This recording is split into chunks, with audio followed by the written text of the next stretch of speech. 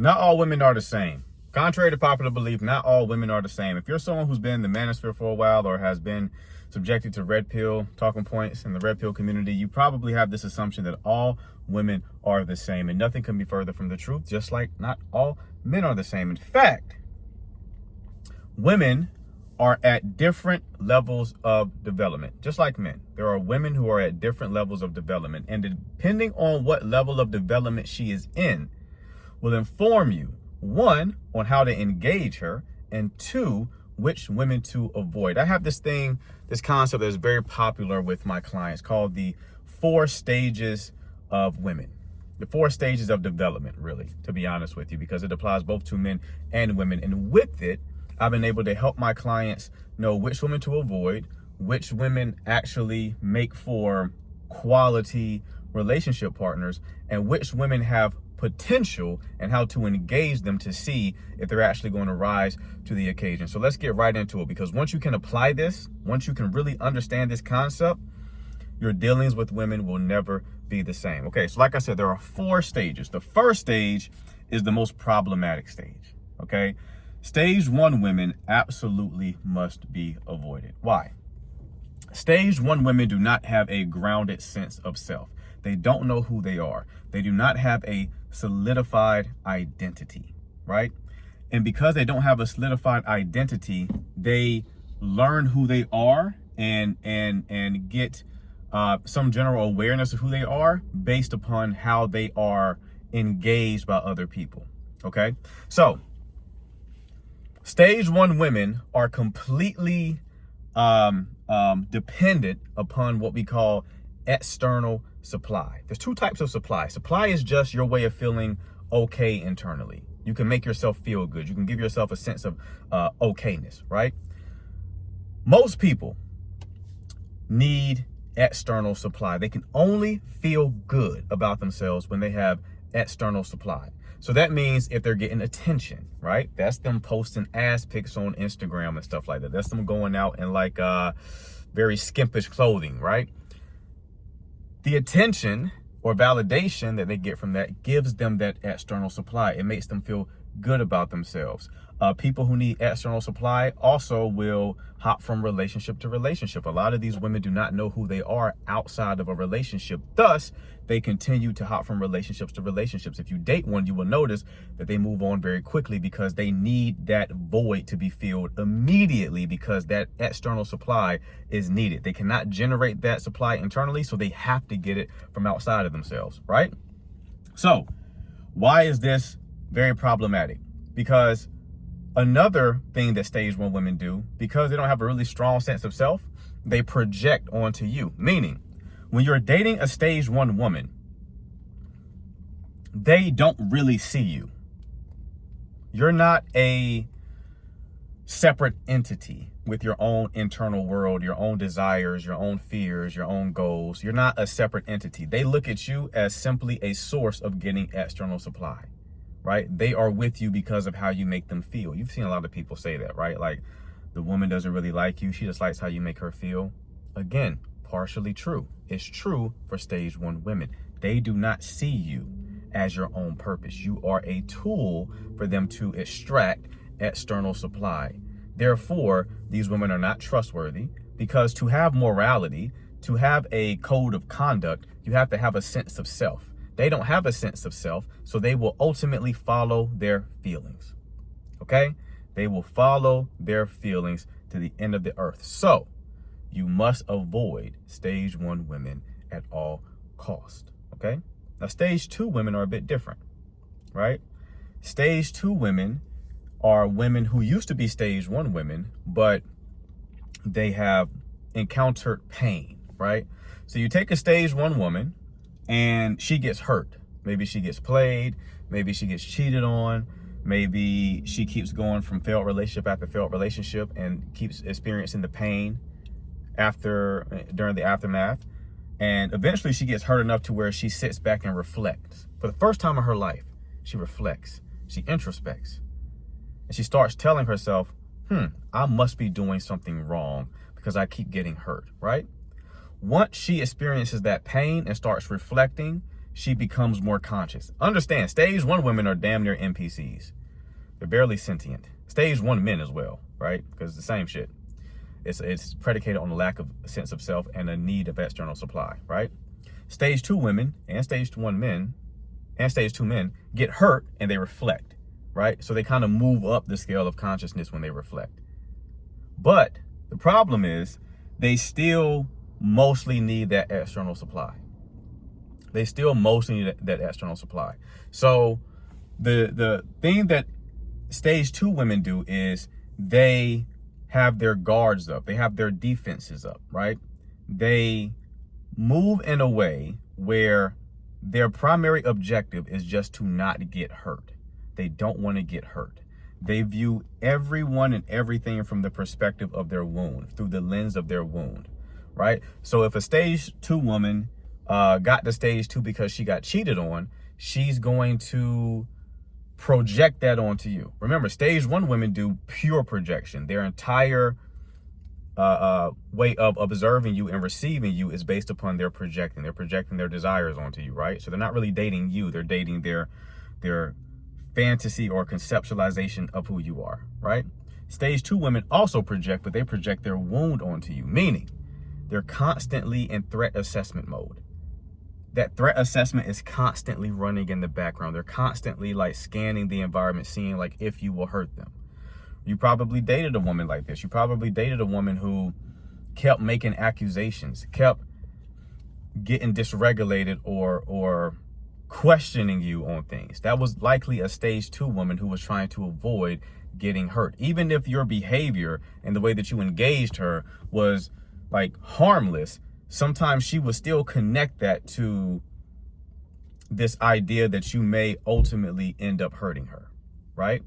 Stage 2 women can be difficult to deal with, but they do have potential because most of the single market is stage 2, right? Most of the single market are stage 2 women.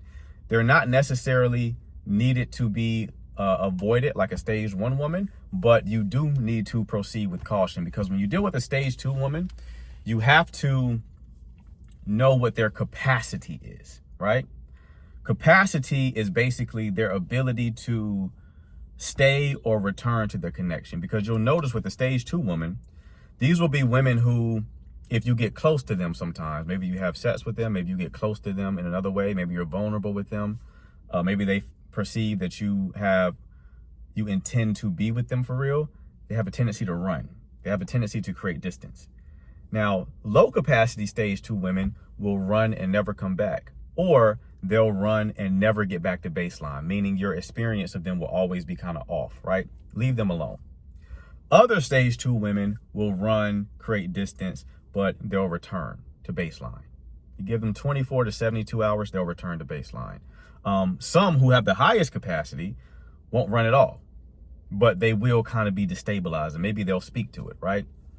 You only want to tolerate women, stage 2 women who have moderate capacity or high capacity. The ones with low capacity, leave them the fuck alone. There's nothing you can do. And the very important thing that you must understand when it comes to stage 2 women is when we talk about spark and safety, the 2 sides of attraction. If you haven't seen that, watch the video I have on spark and safety. Maybe I'll put it up here in the corner somewhere for you to click on it. But spark and safety is incredibly important here. But when it comes to safety, how you give the woman safety, all forms of safety does not land with a stage 2 woman. Meaning, if you are a protector, a provider, you're a kind person, you have emotional intelligence, you have an ability to attune, she'll appreciate those things, but it won't make her feel safe. The only thing that will make her feel safe, the only kind of safety that actually will land with a stage 2 woman is safety that is connected to her wound.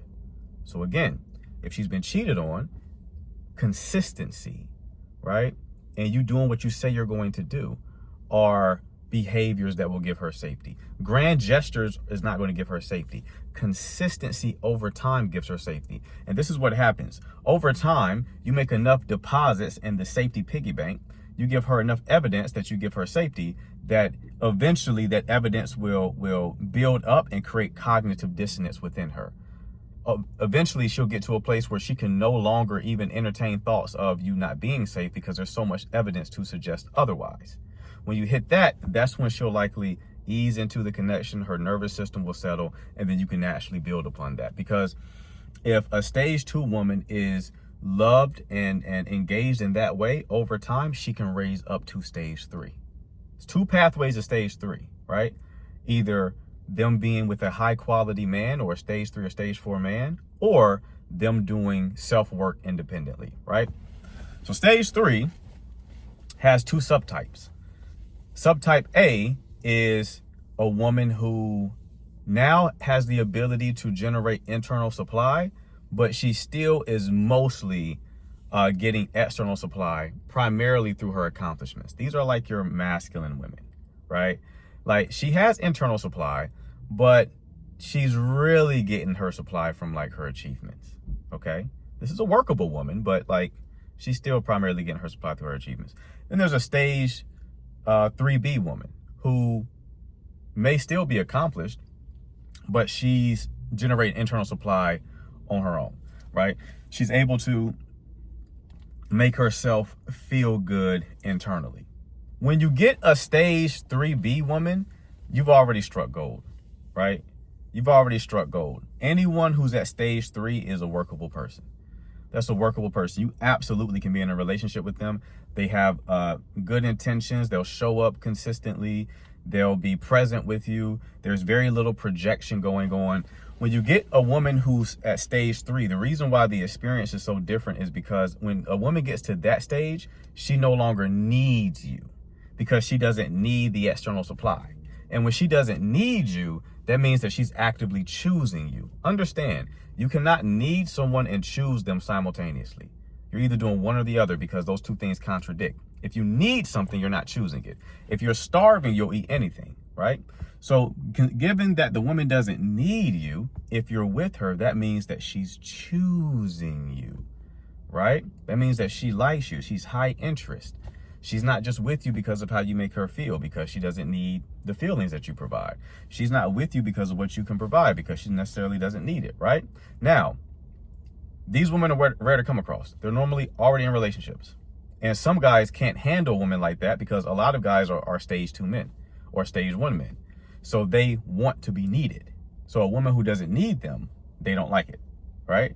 So this woman is a quality woman. This is a woman who you can build with. This is a woman who you can be in a relationship with, or even get married and have children with and have a good relationship, okay?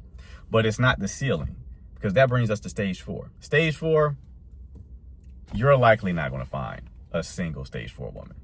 It's probably not going to happen. Stage 4 is predicated on a woman who is fully present with you. She's doing no projecting. She's living in the moment with you. She generates primarily internal supply, and she is someone who doesn't just receive spark and safety from you, but she co-creates that experience with you, right? This is damn near mythical. This is a woman who likely will be a muse, right? Stage 4 women are rare, for one, because very few men or women do enough work to even achieve this. And 2, if they are in existence, they are likely already married, and they've been married for some time, right? They got taken off the market extremely quickly. These women are rare. When I talked about this concept on social media, a lot of guys were like, I want me a stage 4 woman. Well, here's the thing, buddy. If you're not stage 4 yourself, you're likely not getting a stage 4 woman. It's likely not going to happen. 2, you probably wouldn't be able to recognize it if you were to see it, okay? So just eliminate that from your mind. If you get lucky and you come across a stage 4 woman, great, good for you. But understand, stage 3 woman, you still struck gold. Stage 2 is very workable, because remember, stage 2 can grow to stage 3 if they have high enough capacity, right? And the reason why I'm bringing this up is because a lot of guys end up in bad situations because they don't understand women. They can't read women. Even the ones who are in like the red pill or manosphere communities, they look at them as if they're all the same, which nothing could be further from the truth. It's the most annoying thing to me.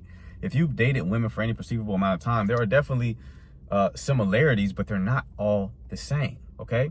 They're different levels of development. You need to be able to read which level of development your woman is in, so you know how to engage her and whether or not she should be avoided. So this concept here, I've just scratched the surface. This concept goes a lot deeper. In fact, I unpack it a lot more in my course, The Retainment Blueprint. The Retainment Blueprint is going to cover everything you need to know about dating and relationships. It covers everything from the first conversation you have with the woman all the way to managing and leading a happy, prosperous relationship. So no matter where you are in your journey, whether you are a beginner who's never talked to women before, or you're a man who's probably married or in a long-term relationship with your woman, you just want to improve things, the Retainment Blueprint will get you to that next level. It will address the level that you're at and get you to that next level. And I also offer free 30-minute coaching calls for all customers. So if you want the Retainment Blueprint and you want to transform your dating and relationship life for good, the link for it is in the description. Till next time, guys, y'all take care.